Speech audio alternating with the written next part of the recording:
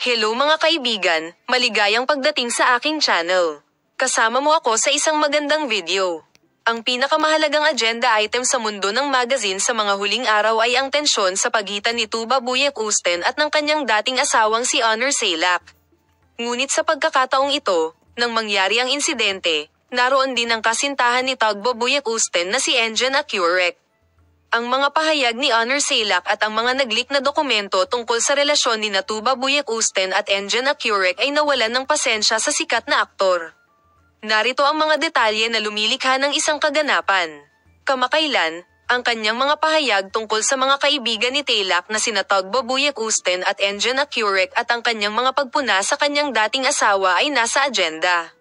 Ang mga katangian ni Onur Sailak at ang kanyang mga salita kay Tuba sa pamamagitan ng kanyang mga anak na si Maya at Lupa ay naging sanhi ng interbensyon ni Engin Akyurek.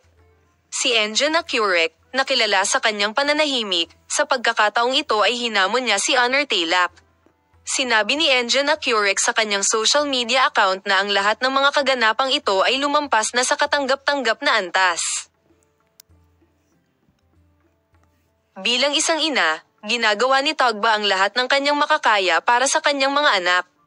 Sa halip na maging nakabubuo sa prosesong ito, nililikha ng Onur ang agenda na may patuloy na pagbabanta at akusasyon.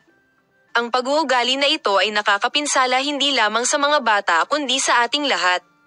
Huwag lumampas sa iyong mga limitasyon at huwag i-drag ang bagay na ito ng higit pa. Kasama rin sa mga pahayag ni Engin Akyurek ang malinaw na mensahe ng suporta para sa kanyang kasintahang si Tuba Büyüküstün. Sa pagsasabing hindi siya mananahimik sa harap ng mga pahayag ni Onur Sailak patungo sa Tuba Büyüküstün, ginamit ni Akyurek ang mga sumusunod na pahayag. Alam nating lahat kung gaano kalakas si Tuba. Ngunit walang sino man ang may karapatang itulak ang pasensya ng isang tao ng ganito. Hindi ko iiwan si Tuba na mag-isa sa prosesong ito at lagi ko siyang makakasama. Lumilikha si Onur Sailak ng agenda na may mga akusasyon sa halip na lutasin ang sarili niyang mga problema. Kailangan mong itigil ito ngayon. Sa kanyang pahayag, malupit na tumugon si Engin Akyurek sa mga batikos na itinuro sa kanya.